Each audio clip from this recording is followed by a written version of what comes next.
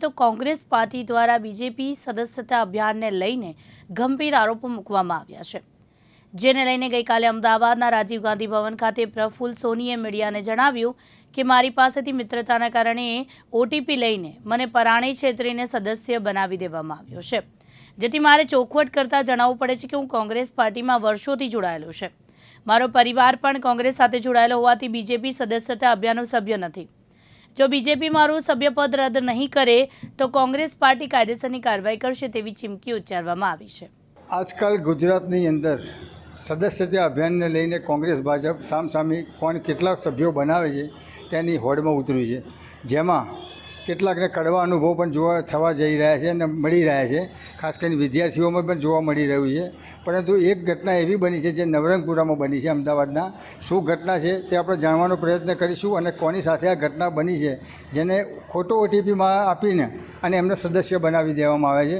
કોણ છે આ ભાઈ, ક્યાંથી આવે છે તે પણ આપણે જાણવાનો પ્રયત્ન કરીશું। શું નામ તમારું અને તમારો વોર્ડ કયો છે?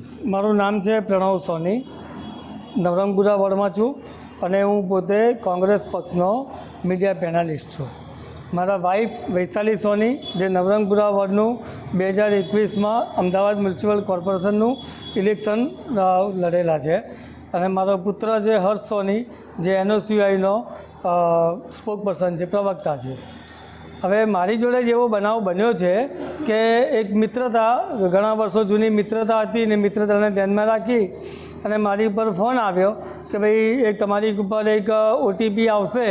એટલે મેં જણાવ્યું કે ભાઈ શેના માટેનો ઓટીપી છે? એટલે કોઈ ઓટીપી નહીં, એક કોડ આવશે, એ કોડ મને આપો ને। ચાલુ ફોન ઉપર મારી પાસે કોડ માગ્યો અને મિત્રતામાં મેં વિશ્વાસ કરી અને એમને કોડ આપ્યો અને કોડ આપ્યા બાદ ચાલુ ફોને જ મારી ઉપર એમને વાત કરી કે ભાઈ તમે ભાજપના સદસ્ય મેમ્બર થઈ ગયા છો। એટલે આ તો પ્રશ્ન એવો છે કે એક ચાલુ કોંગ્રેસ પક્ષના મીડિયા પેનલિસ્ટ જે ટીવી ડિબેટમાં રેગ્યુલર જાય છે એમને તમે આવી રીતે તેનો દુરુપયોગ કરીને, સંબંધનો દુરુપયોગ કરી અને સદસ્યતા મેમ્બરશીપ અપાવો છો। એટલે ખાલી મારું જનતાને, ગુજરાતની ભોળી જનતાને ધ્યાન દોરવાનું કારણ એ જ છે કે તમે દરેક ન્યૂઝ ચેનલમાં જોતા હશો કે હોસ્પિટલમાં દર્દી સારવાર માટે જાય છે તો તેમને સારવાર લેવા માટે બી એવું જણાવવામાં આવે છે કે ભાઈ તમારી પર એક ઓટીપી આવશે, તમારી પર એક કોડ આવશે, એ કોડ આપો। એકચ્યુઅલમાં એ કોડ ભાજપના સદસ્યતા મેમ્બર બનાવવા માટેનો કોડ એ લોકો આવી રીતે દર્દીઓ પાસેથી એના માટે લે છે।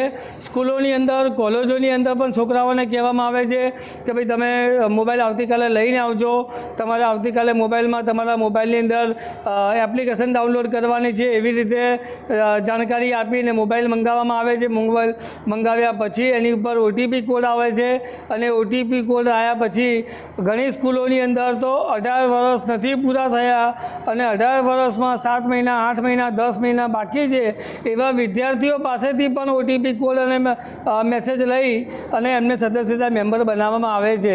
એટલે કહેવાનો મતલબ ખાલી એક જ છે કે ભારતીય જનતા પાર્ટી અત્યારે એટલી નિમ્ન કક્ષાની રાજનીતિ કરી રહી છે સદસ્યતા મેમ્બર બનાવવા માટે કે એમનું ખાલી ધ્યેય એક જ છે કે સૌથી વધારે મોટી પાર્ટી છે અમારી એવું તે ગુજરાતમાં સાબિત કરવા માગે છે, દેશમાં સાબિત કરવા માગે છે અને દુનિયામાં સાબિત કરવા માગે છે કે ભારતીય જનતા પાર્ટી સૌથી મોટી વિશ્વની પાર્ટી છે।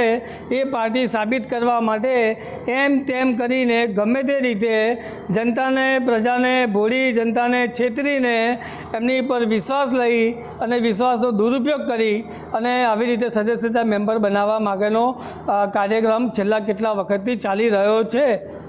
આ તમારી સાથે જેણે કૃત્ય કર્યું, ઓટીપી આપ્યો તમે એમને અને તમને સદસ્યતા અભિયાનમાં જોડી દીધા ભારતીય જનતા પાર્ટીની અંદર, એ ભાઈનું નામ શું છે? દીપકભાઈ। એ ક્યાંના છે? નવરંગપુરા। અચ્છા, હવે આમાં તો એવું કહેવાય છે કે ભાઈ આ રદ ના થઈ શકે, આ રદ ના થઈ શકે તો માની લો આ રદ ના થાય તો હવે તમે શું કરો? કારણ કે તમારા બે જગ્યાએ નામ બોલશે, કોંગ્રેસમાં પણ બોલશે અને બીજેપીમાં પણ બોલશે, તો તમે શું કરશો?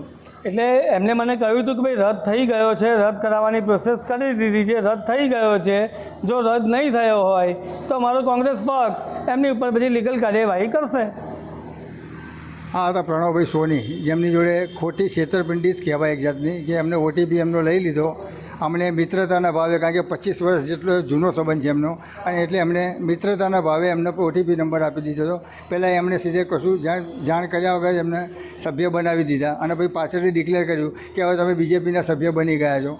જોવાનું રહેશે કે હવે આવા કેટલા સભ્યો હવે આવનારા સમયમાં બહાર આવવાના છે, તેની ઉપર જનતાની નજર રહેશે. જોતા રહો. ગિરીશ જોશી, અમદાવાદ.